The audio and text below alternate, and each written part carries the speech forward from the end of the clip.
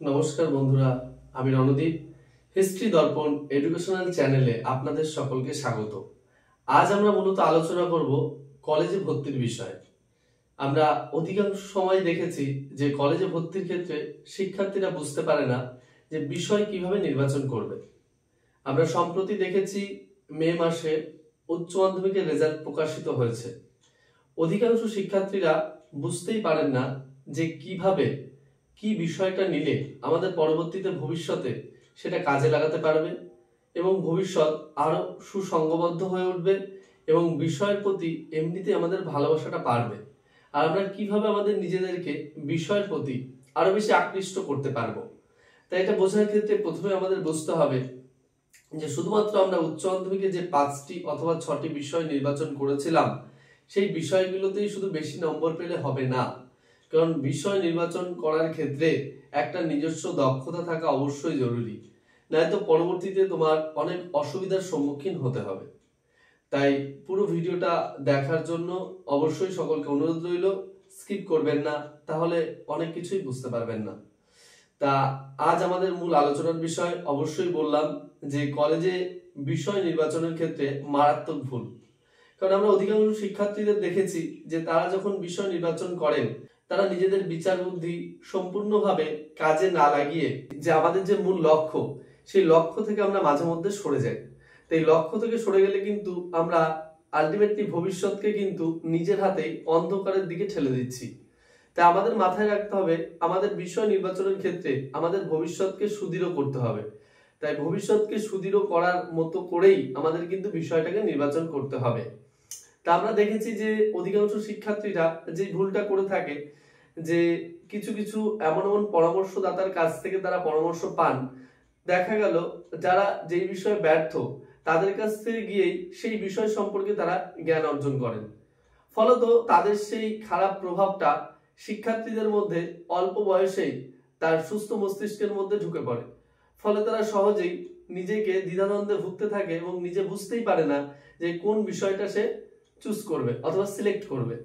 এই বিষয়ে তাই আমাদের প্রথমেই বলা দরকার যে প্রতিটা শিক্ষার্থীকে প্রথমেই উচ্চ মাধ্যমিক রেজাল্ট বেরোনোর পর নিজস্ব বিষয়গুলোকে নিয়ে একটু আলোচনা করা এবং নিজস্ব বিষয়গুলো শুধু আলোচনা করলেই হবে না।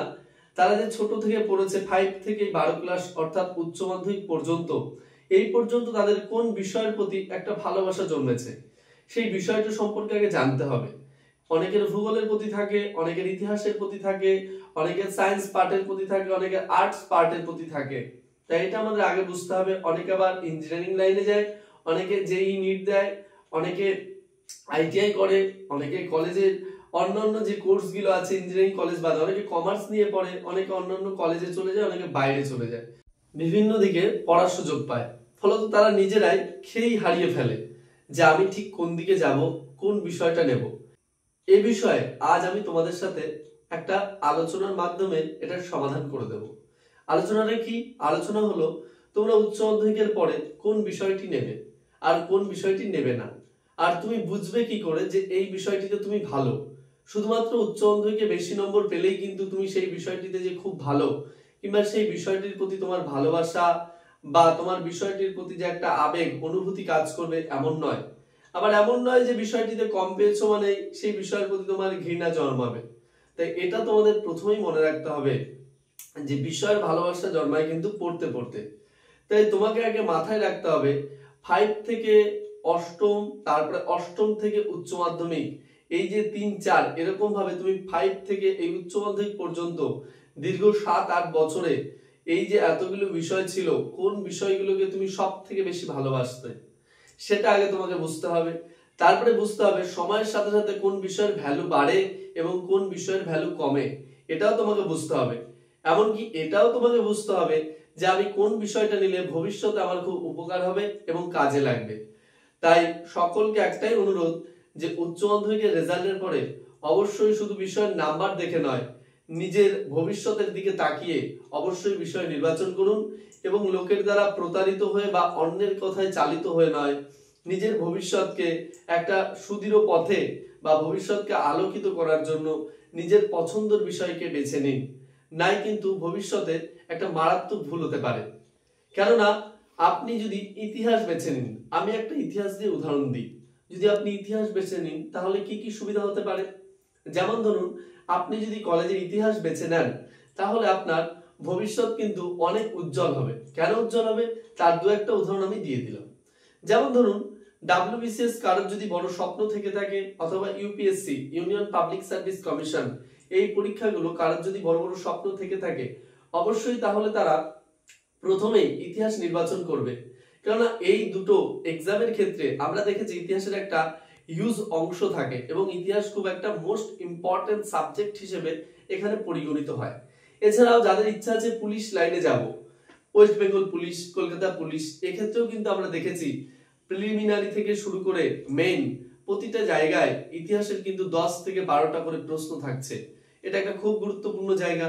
এছাড়াও এসএসসি জিডি যারা ধরুন বিএসএফ, আট বাহিনী খাটছে, সিআইএসএফ, সিআরপিএফ, আইটিবিপি বিভিন্ন লাইনের জন্য প্রস্তুতি নিচ্ছে, সেক্ষেত্রেও কিন্তু ইতিহাসের 10 থেকে 15টা করে প্রশ্ন থাকছে। শুধু তাই না, PSC clerkship, miscellaneous, group CD যে ক্ষেত্রে আপনি যাবেন দেখবেন ইতিহাসের একটা ভ্যালু আছে। ইতিহাস একটা মোস্ট ইম্পর্টেন্ট সাবজেক্ট। এজন্য আমাদের প্রথমেই বুঝতে হবে যে শুধুমাত্র উচ্চ মাধ্যমিকের নাম্বারের উপর ভিত্তি করে বিষয় নির্বাচন করলে হবে না, ভবিষ্যতের দিকে তাকিয়েও আপনাকে বিষয়টা নির্বাচন করতে হবে।